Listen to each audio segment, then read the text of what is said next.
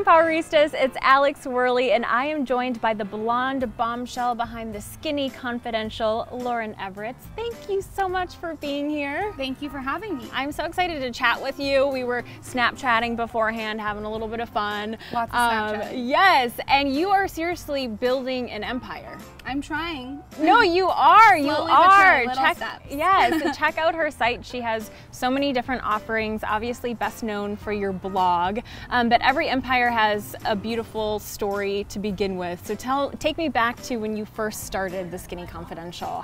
What made you want to start it, first of all? I was bartending. I was going to San Diego State. I was teaching Pilates in Pure Barre, and I just wasn't fulfilled. There was like something missing. So while I was at San Diego State, a lot of girls were in sororities, and I just ended up not being in one. But I still felt like there was 20,000 girls on campus, and there was no healthy options. And so I started modifying my food, and I was like, how can I get this message across to all these women? And the thing that made the most sense was a blog. So I launched the blog, but it took a year to get everything ready until it was ready to push out to the public. So I was very specific about how I did the logo and the design and the aesthetic.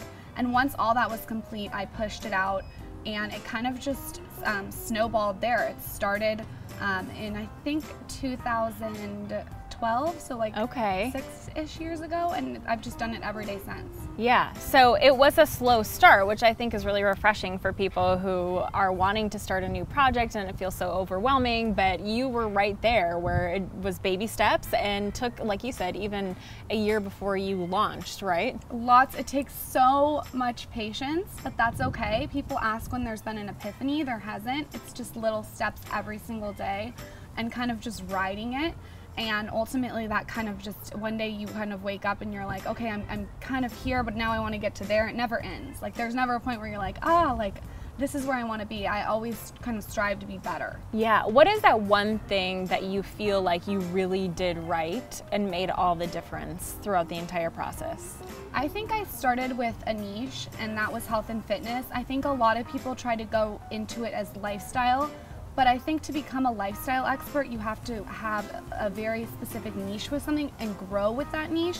So I started like an upside down triangle, very small, and slowly grew out. So first it was health and fitness, and then wellness came in, and then beauty, but it happened over time, and it like organically evolved with the audience. Ooh, that's a really good point. And then even within health and fitness, you also kind of have a narrowed niche because you have your unique take on that. I know before we started this interview, you were saying that one thing you really aim for is being touchable and relatable and something that people can incorporate into their lives regardless of their budget, right? Absolutely. So basically, I don't want people to ever leave the Skinny Confidential feeling like they can't do something. I want it to be a site where they feel like they can, very inspired. I mean, I started, as I said, as a bartender, making not any money, living with my godparents in very humble beginnings, and I just really pushed to be where I wanted to be. And I think when people leave the Skinny Confidential, I want them to feel like they can go be the best version of themselves, whatever that is. And you just said that you had really humble beginnings, and it reminds me of a blog post you wrote about it's not all about who you know. You really built this up for yourself. How did you do that? I'm so bored with hearing from people like it's all about who you know, because I really don't believe that. I think that if you want anything, you can make it happen. And yes, you'll meet people along the way who are amazing and who provide opportunities, but ultimately at the end of the day, you provide your own opportunities and you make it happen for yourself. Did you have a role model or somebody that you could say, okay, this worked for her, so I'm gonna try this, or did you literally just kind of figure it out all on your own? My fiance has been a huge part. He's helped me a lot behind the scenes with the business aspect. I think that a lot of people think blogging is just a blog, and it's actually a business. Yeah. And to have someone that's very business minded on the other side of me has been really helpful. You know, obviously, like, my parents have been amazing. I have a godmother who's, you know, just really helped me with the health and wellness side. And then, I mean, I look to people, a lot of men actually, like Gary Vee is like a huge inspiration for me. And I also like people like Mike Cernovich. I like a lot of men because they're very logical, so I'm attracted to that kind of like dominant, no bullshit kind of like appeal.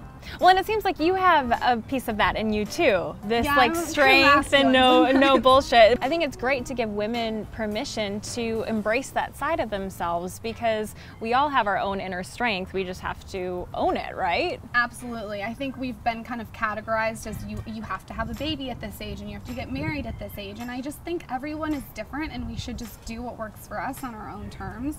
An example of that is the second I got engaged, everyone wanted to be like, well, when are you getting married? When are you doing this? When are you doing that? And I just said, you know what? I'm actually just going to be engaged and I'm going to just enjoy being engaged. And it's like 3.5 years later and we've really enjoyed it.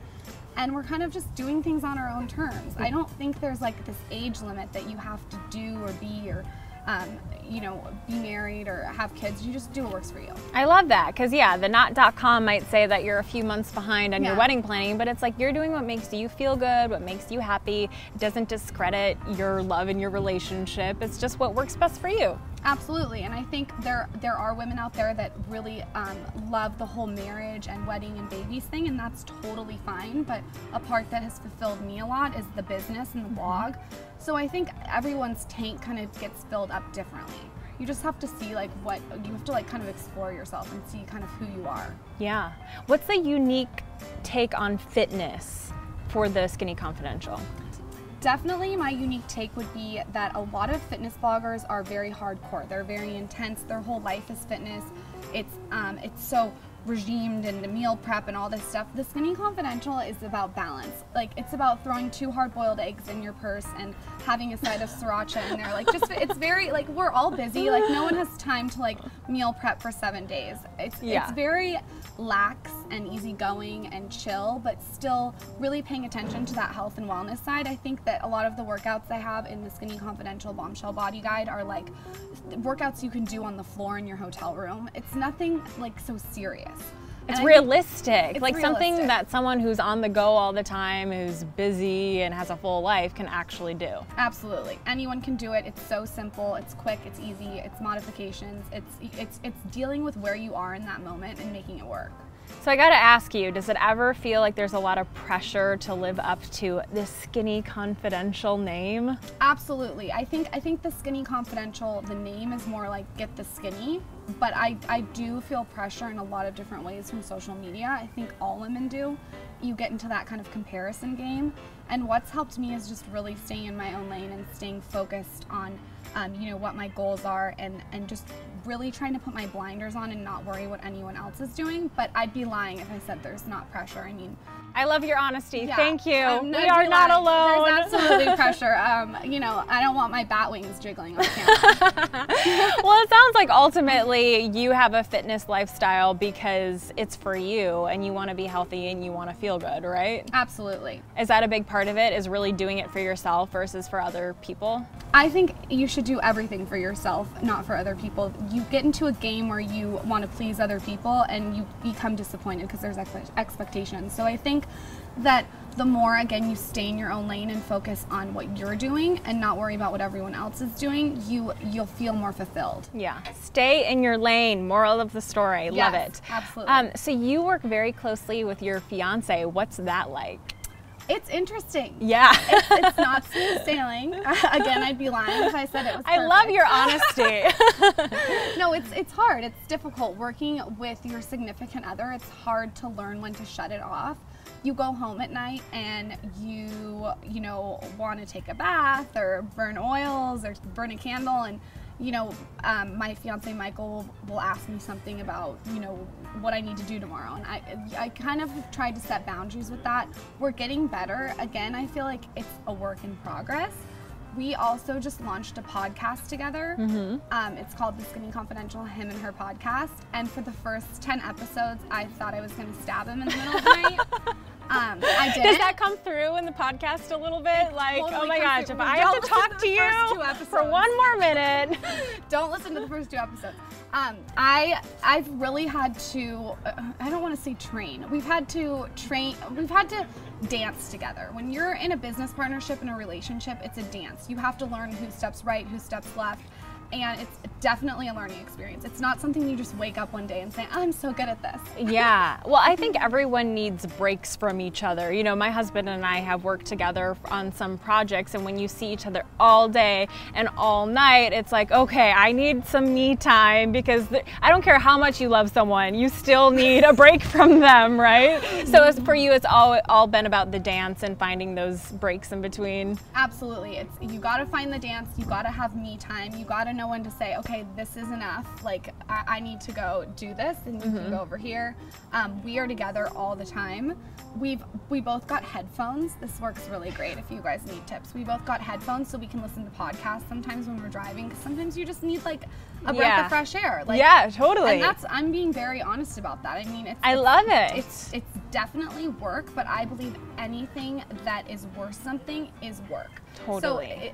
So the reward of being in a relationship and being in a business relationship is worth it.